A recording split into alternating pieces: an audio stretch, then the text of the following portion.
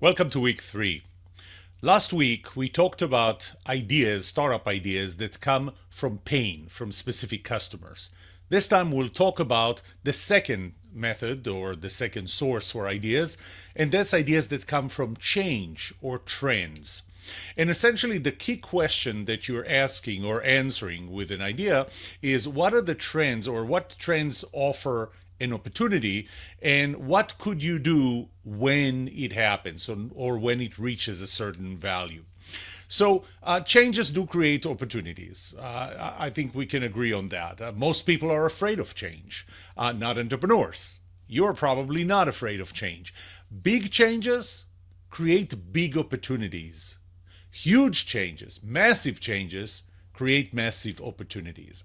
I'm going to talk about several types of change, and I'll separate trends from mega trends. Trends are simply the dictionary definition of a trend is that it's a mathematical increase or decline in some parameter, whatever that parameter is, over an extended period of time. So it keeps on going in the same direction generally.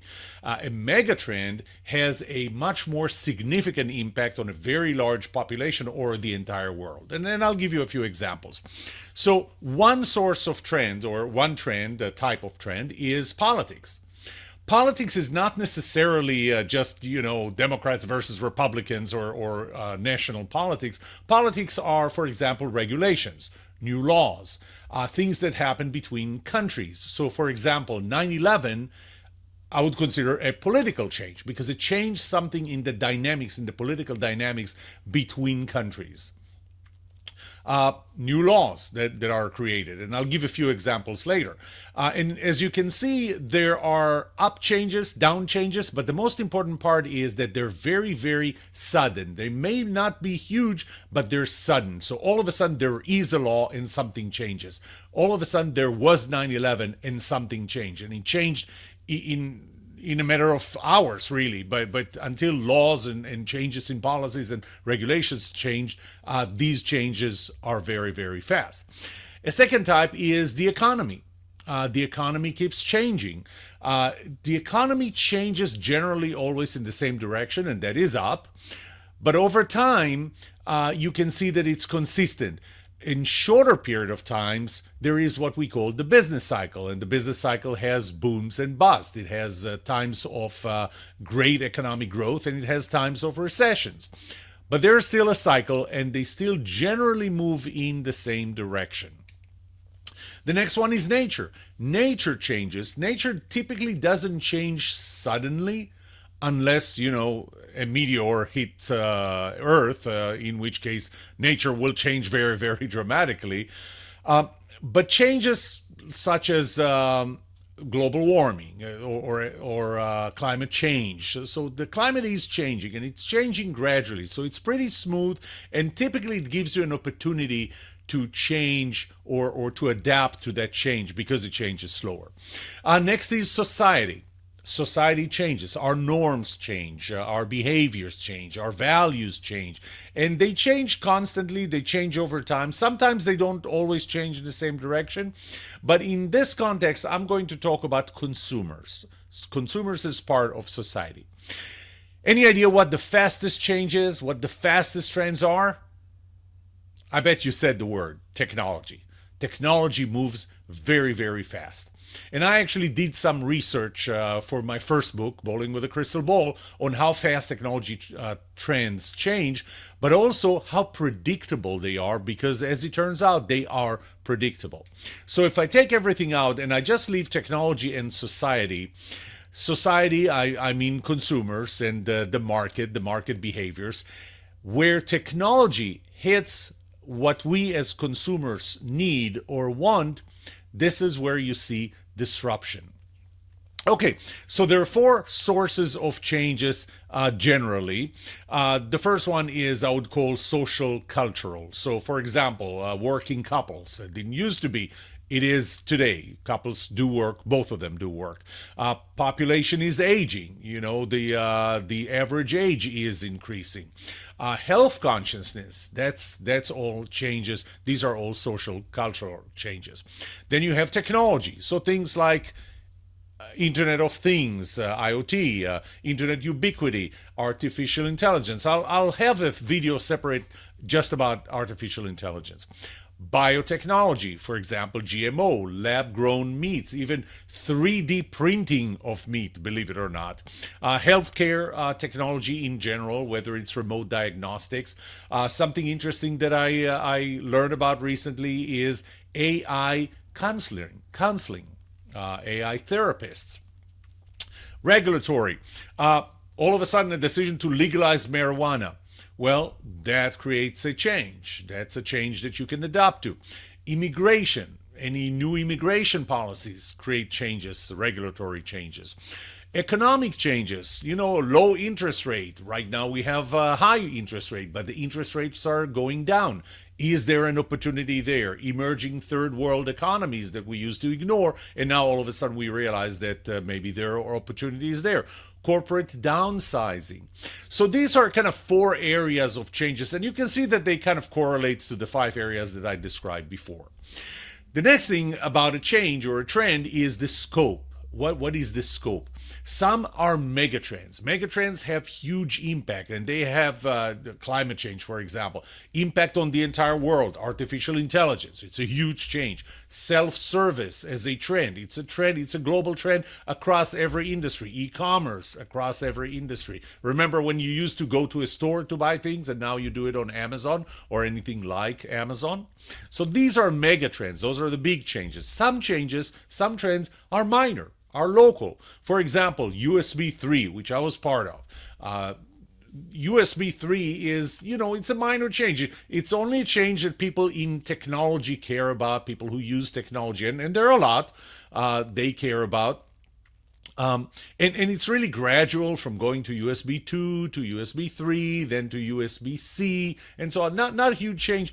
Did you know that the year USB 3 came out, which was 2012, there were 4 billion USB 3 ports shipped that year? So there are opportunities even in minor changes. People moving into Collin County. So I live in Collin County in Texas, in North Texas, and there are trends. There is migration into the county. That's a local change. It doesn't affect people in Florida, in California, in Ohio, or anywhere else, and frankly, not necessarily people around Austin or Houston, other counties and areas in Texas itself. But there is an impact here. There are opportunities in housing, opportunities in transportation, and things like that. But still, those are local changes. So think about trends as mega trends that affect the entire world and a very large population and across multiple industries, and think about local changes that are more limited to specific industry, to specific locations, or much smaller groups of people. The way to look at it is there are trends. The trends may cause or address an existing pain, and there is an opportunity as a result of it. So, for example, if we take nature and we look at climate change, is there a pain with climate change? Yes, there is a pain. There are different types of pains. Is there an opportunity? Find the opportunity as a result of climate change. Is there a pain that happens because of climate change, or that is exacerbated because of climate change? Economy, for example, we have a recession or inflation. What is the pain here? Where is the opportunity? Politics or regulatory. So again, legalized marijuana is one of them. Where's the pain? There has to be a pain. Remember, we're going back to there has to be a pain that you're addressing. What is the opportunity as a result? Consumer trends. So for example, online shopping, for example, self-service. Those are trends that we're observing. What is the pain? So, for example, if you think about Uber would be a result of a pain that self-service is addressing as a trend, because we like to be in control of how we get the taxi cab here and how much we pay and who do we choose and so on. Where's the opportunity? Well, in this case, the opportunity was Uber. Technology, processing power, for example, artificial intelligence.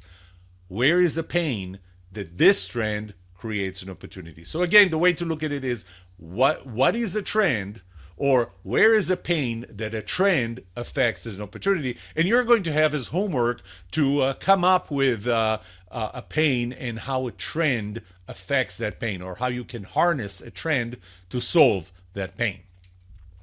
I mentioned my first book, Bowling with a Crystal Ball, and I bring it up here because I identified 8 different technology evolutions. I can call it technology evolutions. I can call it technology trends.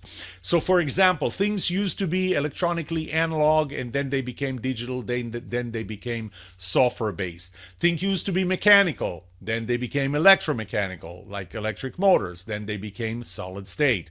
Things were big and used to stand on the floor. Then they became desktop. Then they became portable. Then they became mobile. Think about phones, for example. Phones used to be big phone booths on the floor, and then smaller phones on the desk, and then portable phones and mobile phones. So portable phones would be the cordless phones you could move around the house, and now mobile phones that you can move around.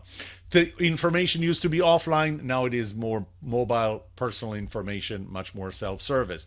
Our way of communicating with the machines, I would call it, used to be with text, then voice, stereo, CD quality, surround sound, pictures, black and white, video, color, three-dimensional, and so on. And again, communicating via switches or lights and cards, going all the way to image recognition that we have today, maybe thought recognition at some point, which, by the way, Elon Musk, one of the startups that he's involved with, I don't remember the name of it, implants chips in people's brains that allows them to communicate without actually speaking or touching any button, communicate with machines. And they're already in trials, in human trials. Things used to be centralized, now they're personal. Computers used to be centralized, now they're personal. There is a general trend of convergence. We converge multiple things into one device. Take, for example, we used to have a telephone, we used to have games, we used to have cameras, we used to have music players, and now we have a phone that has all of them in one. So when you look for opportunity in technology, take any device, any machine, anything that you're considering, and rate where it is on each one of those 8, from the left to the right. Where is it now? The further it is to the right, the less the opportunity is, because that's where it's heading. The more it is to the left, the bigger the opportunity is to move it to the right and solve a pain with a solution. The United Nations came up with 17, something they called the Sustainable Development or the Global Goals. Those are goals. Again, the United Nations is a global organization, so those are goals on a global scale. There is a link there, and again, since you have the handout, you'll be able to click on that link. So no poverty, that's one of the goals. No hunger, good health, quality education, gender equality, clean water and sanitation, and so on. There are 17 general global goals that the United Nations has identified. It's worth reading going into this document. But again, you know that the United Nations identified those as goals. Those could be trends that you may want to follow. At the same time, there are major engineering challenges. Here's another website for you to look at. And those engineering challenges are, once again, opportunities for you if you can solve any of them. So, for example, advanced personal learning.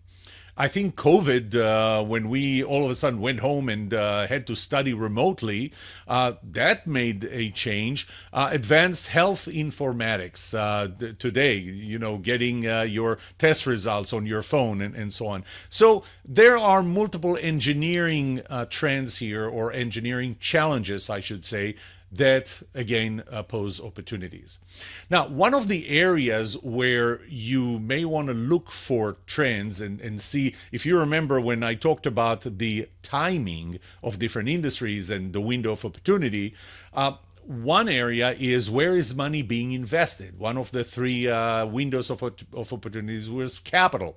So let's look at where capital is invested. So again, the link on the left from a McKinsey report, a recent McKinsey report, shows where investments are being made. So the dark blue means that there's a lot being invested. The gray means that there are no investments at all.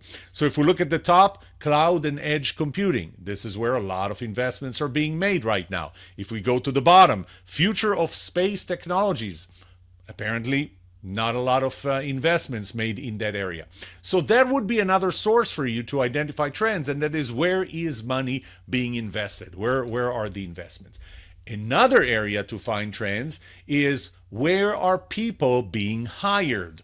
So once again, I take it from a report that came from McKinsey. And what they did, it's a 2024 report, but they compare 2021 to 2023 in terms of where recruiting happens. Look at the big blue, next generation software technology. That's where a lot of the recruiting is happening. Look at the bottom right, immersive reality technologies. Not a lot of recruitments happening there. So once again, you look at the recruitments where people are being recruited as an opportunity for change, for trends, and as an opportunity for your startup. I'll see you in the next video.